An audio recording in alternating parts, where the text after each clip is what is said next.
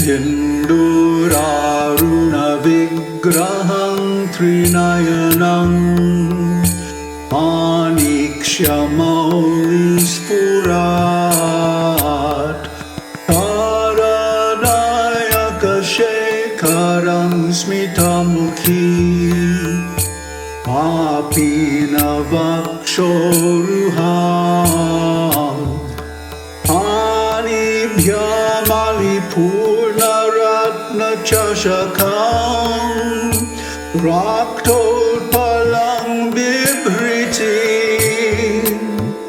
saumyāṁ ratna ghaṭastha raktacaraṇāṁ dhyāyet parāmambikām.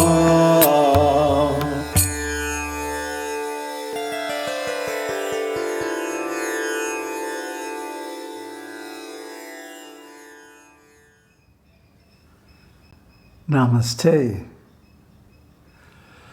So this is the first Dhyāna-śloka, the meditation verse that one should recite before reciting Lalithā-Sahasranāmam.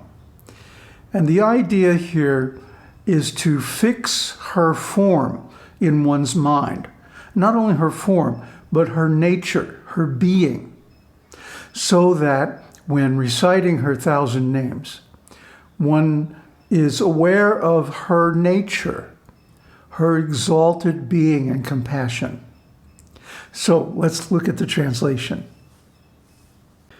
Let us meditate on the Divine Mother, whose body has the red hue of vermilion, who has 3 eyes, who wears a beautiful crown studded with rubies, who is adorned with the crescent moon, whose face sports a beautiful smile indicating compassion, who has beautiful limbs, whose hands hold a jewel-studded golden vessel filled with nectar, and in the other a red lotus flower. So these are all very significant and blissful. So one who is in touch with the Divine Mother is always happy. This is an experiential fact. If you worship her in any capacity, even just making a casual offering now and then, what to speak of surrendering your whole being to her, you will get a taste of her blissful nature. She is bhavani. She is bliss incarnate. So she gives pleasure even to Shiva, what to speak of the living beings who are her children. So her body has a red hue of vermilion. Now on most, it's so funny, on most of the paintings purporting to illustrate her, she's painted like a white lady wearing a red dress. But actually, if you go into the shlokas, you find that her body color itself is red, like vermilion, like this bindu, dark red. We use this color as a background in a lot of our shots, especially for text and slokas, because this is the color of compassion. She is compassion. She is the one who gives liberation to the fallen jivas. So her presence is very auspicious. Anyone who has in their home a picture of her or of the Śrī Yantra, which details her model of the universe, or any of her paraphernalia, or worshipable articles like incense, water, flowers, and so on, and gives her these on a regular basis, finds their life becoming auspicious. One attains a degree of well-being that is beyond words. a kind of inner peace that transcends any kind of artificial, peaceful, so-called peaceful experience got by repression of the mind. Instead, the mind itself becomes peaceful because her beauty is naturally attractive. And the mind likes to relish her beauty and the beauty of her creations, so that every time we see her or something created by her, we're reminded of her beauty, her beautiful smile, her beautiful limbs, her beautiful dress, her crown, her paraphernalia like a studded cup, a jewel-studded cup full of nectar, and a red lotus, again symbolizing compassion. Now, the lotus is a very special flower. It symbolizes perfection in the Vedic literature. And the lotus has on its petals and leaves a substance called hydrophobic. Hydrophobic means it doesn't get wet by water. Water just rolls off it, doesn't sink in. So the image is given that life is like a drop of water on a lotus leaf. Because life is so unstable, uncertain, and fragile that any little thing that comes along can, for example, if you tap the lotus leaf, you'll see all the drops of water just fall off.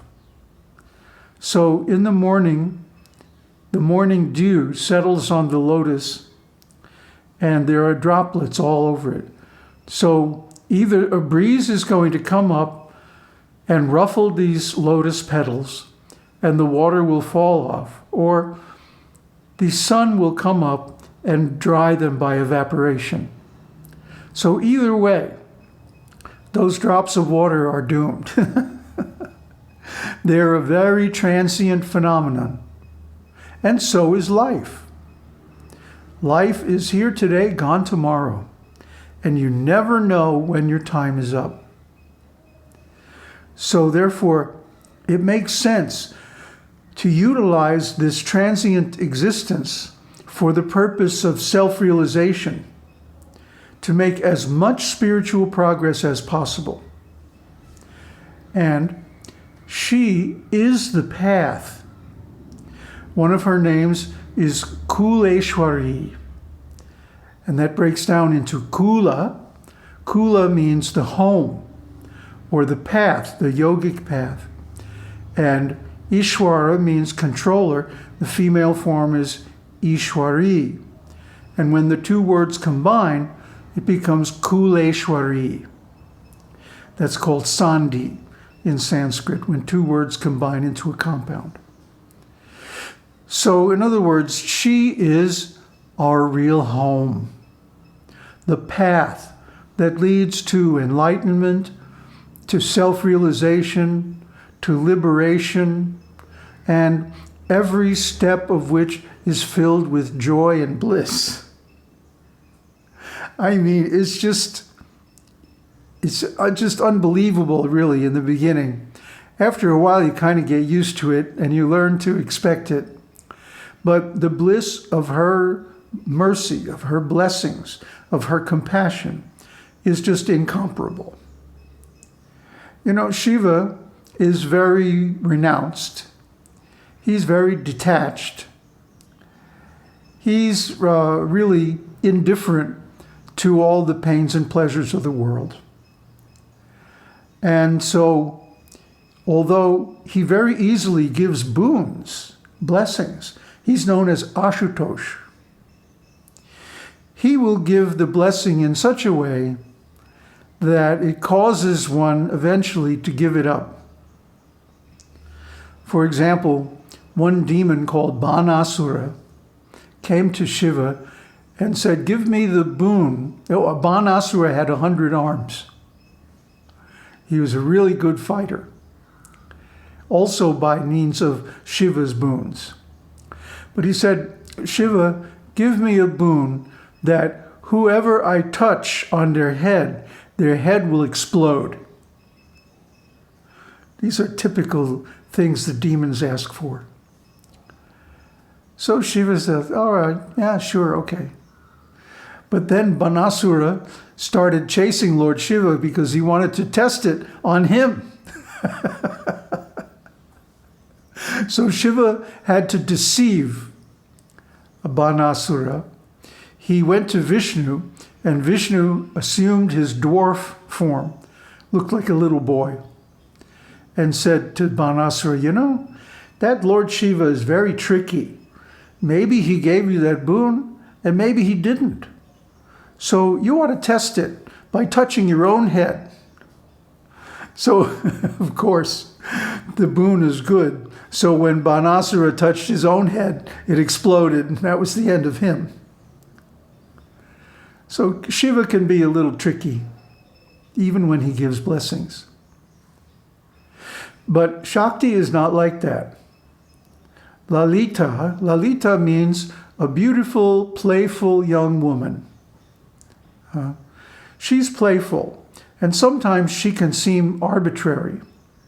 But actually, everything she does is for our benefit. You know, it's Christmas season now, and everybody is expecting some gifts and presents. But what is the best present that you could have? It's liberation. Freedom from having to come back in this miserable material world, take another body, and go through all the sufferings of childhood and old age and death and all that.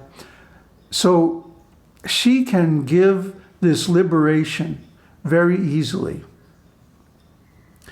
And that's why she's called Kuleshwari. She is the mistress of the path. She is Kundalini, the life energy.